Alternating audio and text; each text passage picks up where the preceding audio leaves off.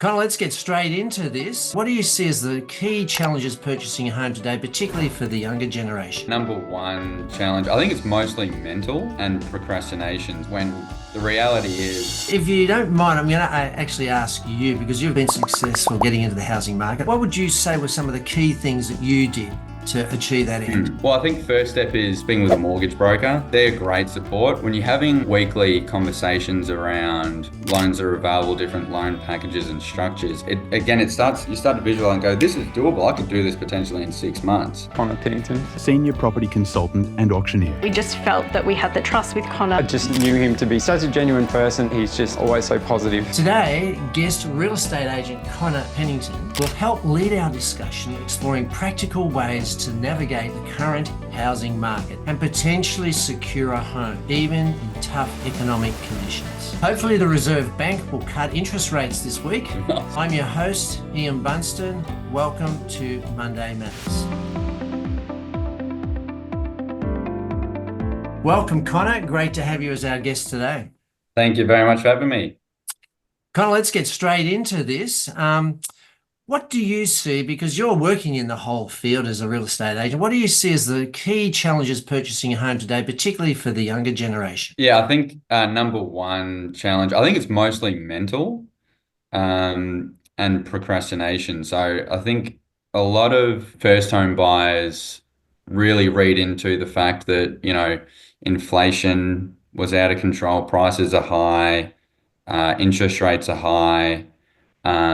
There's a housing crisis, as they're calling it, and just in a mental mindset that it's out of reach. When the reality is, buying your first home is pretty easy if they lower their standards a little bit, right? So one of the best ways to access the market is through a 5% deposit, right? So if you're buying your first home, and let's assume it's someone that's renting a home, they'll obviously be paying maybe $450 a week in rent and then bills and everything, and might feel like there's a real lack of leftover money to save.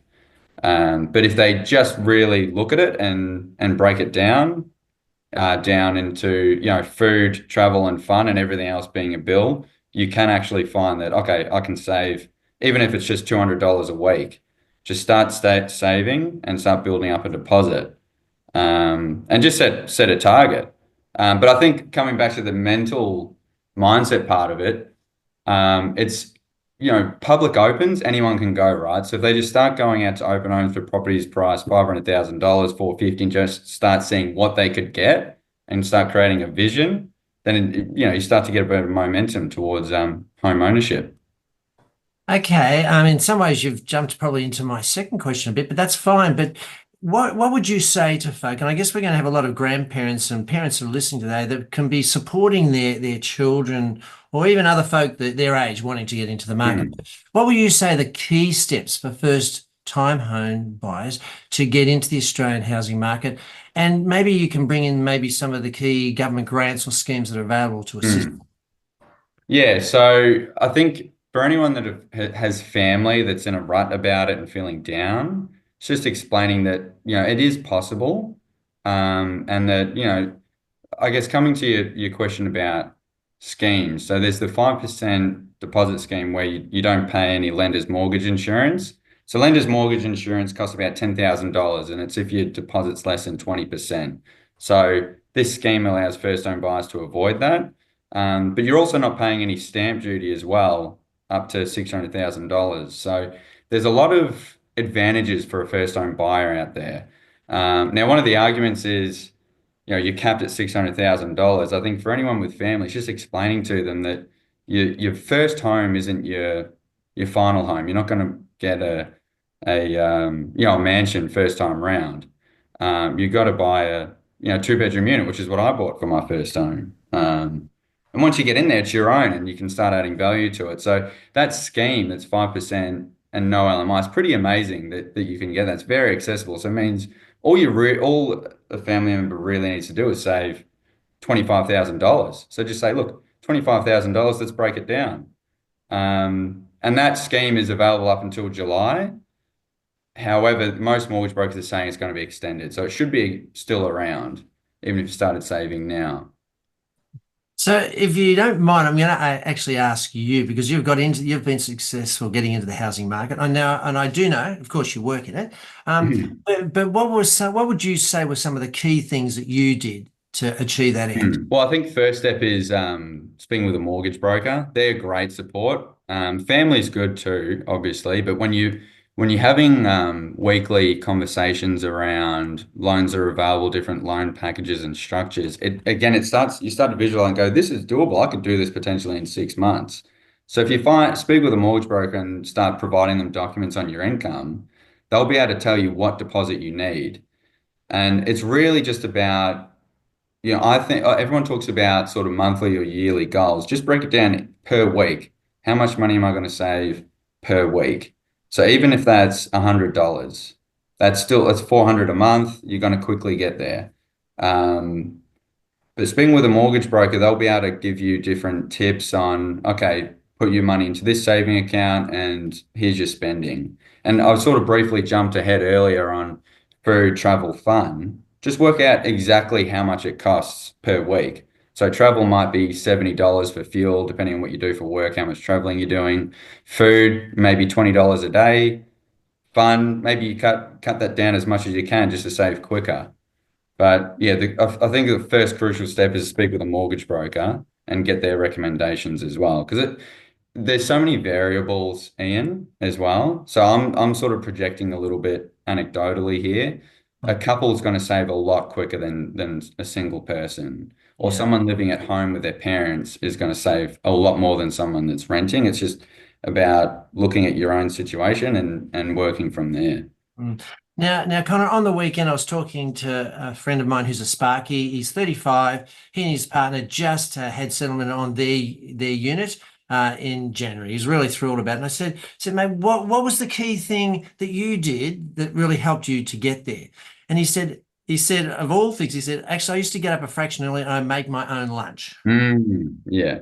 And when he added up all of the dollars that can be spent, and I think he curtailed probably going out, maybe for dinner and for breakfast. So what are your thoughts around this?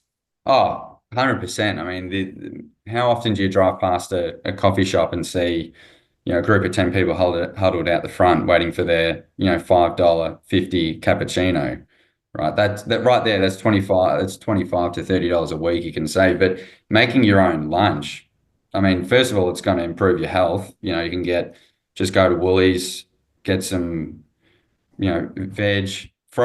This is what I would do. Just get some frozen veg, frozen fruit, and some minced meat or chicken or seafood, and just meal prep for the week. Get some rice. Again, depends on what your dietary needs are, but meal prepping, just put on some tunes and do it on a Sunday.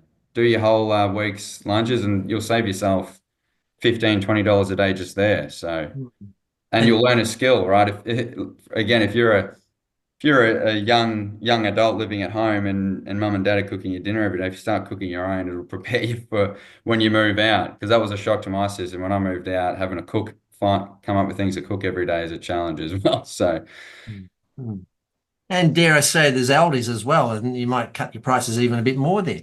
But Aldi, anyway, yeah, Costco, buy in bulk if you need. yep. Okay. Now I want to move to another question. What do you think about the bank of mum and dad and grandparents? Because we've got lots of parents and grandparents are going to be listening to this today. And do you feel as though maybe the younger gen are kind of waiting for their inheritance, possibly?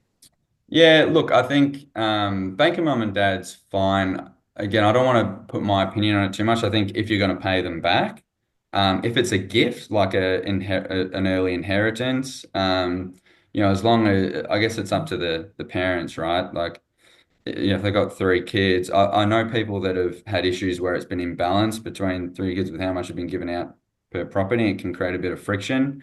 I don't think you need the bank of mum and dad. Again, saving up $30,000 to buy your first home. And again, you're going to get a shoebox property, but it's your first home. It's a stepping stone. So I don't know if you necessarily need the bank of mum and dad. A lot of people are using it. But most people I know that have used bank of mum and dad intend to pay it back over time. So if it gets their shoe in the market, then it's great.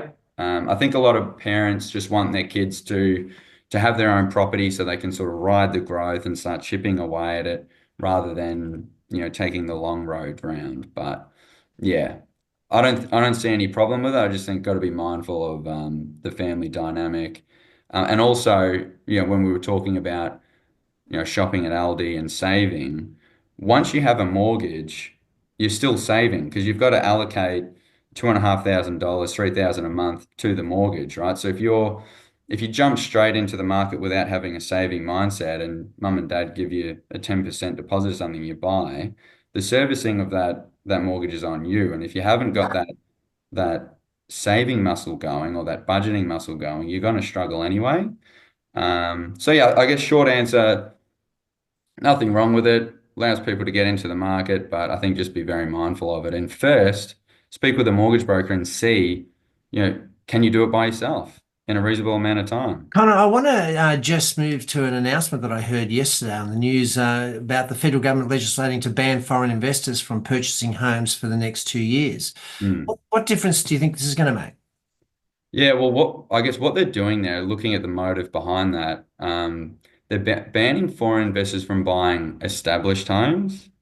So foreign investors can still buy new homes. So the issue that we're having in Australia is there's not enough new homes being built for a number of reasons. Number one is, building's very expensive. There's been obviously a lot of issues in the building industry over the past 3 years. So the government are trying to promote more new homes being built and more property development. So they can't buy an established home. That's going to free up, young couples and whatnot to be able to have better access without competition. So the short answer is, if there's less buyers buying established homes, less competition, it means prices will stay stable. But there will still be growth with newer homes being built. And the government's really been targeting this. They've been creating stamp duty concessions and trying to promote this. So, I guess for myself personally, I don't think it's a bad thing. I think it'll be good to try and slow the burns that are happening in some of the adjacent states. It's hard for us in Melbourne to see this, but every other state except Melbourne's been very bullish over the past 2 years. You've had states growing by 20%. So I think they're probably doing the right thing, trying to slow it down. But yeah, in short, I don't think it'll have a negative impact on first home buyers.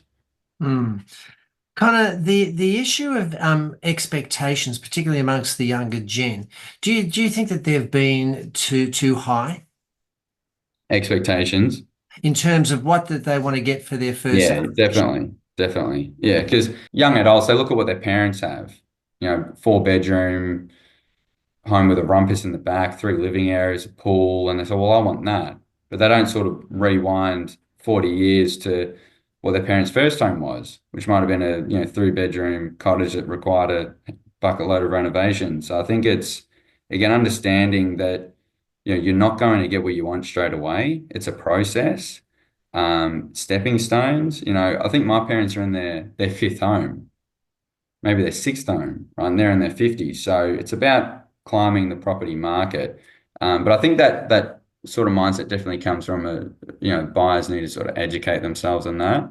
And just understand that, if you're a couple, maybe have a really young child, a 2-bedroom property is going to do you fine. You're not going to be there forever. It's about adding value to it, amplifying the value, and riding inflation. That's the main thing, right?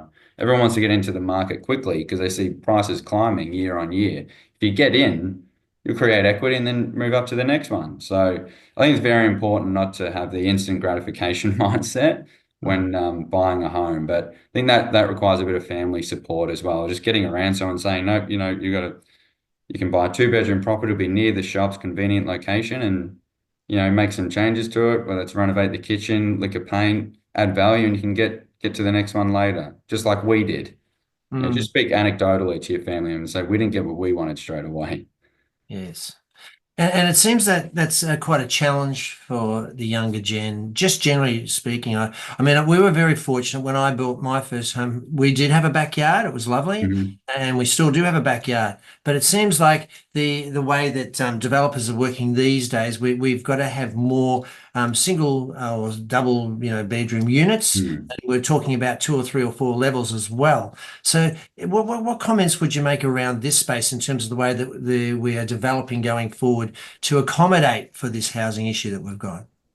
Yeah, well, Melbourne's trying to become the townhouse capital, which, I guess everyone's situation's different. For me, I just have a toy poodle at home. I don't need the space. If you want a big yard and you need to be in an accessible price point, it's just about moving further out. There is finite land, so of course they need to, make the block smaller. I think it's just accepting that, for the sake of convenience, you're going to need to be in a smaller property. It's all about expectations. And, I think it's funny, a lot of buyers that I know, they might have a mindset of I want the land capacity, but when they have to start managing it and maintaining it, suddenly they want smaller blocks. So I think it's about looking at what's most important to you. And I guess that sort of starts with, I guess, from an expectations point of view. And we always explain this to young buyers that, if their expectations are a bit high, it's about writing down what are the 10 things that are most important to you. So that might be car accommodation, north facing, close proximity to the train station, bit of yard for a garden, and that making 10 points. If you can get a 6 or a 7 out of 10, you're doing really well. That's a fact. You're not going to get a 10 out of 10. So, but yeah, I mean, the developers are doing that. It's, average square meter of a property has shrunk from a quarter acre down to, 500 to 350 square meters. So it's just a modern lifestyle. Connor Pinnington, real estate agent, we're really grateful for your insights today. You're speaking firsthand about from your experiences. And so thank you very, very much for being such a willing and Thanks for having me. guest here at Monday Matters. It's been great to have you. Thanks so much.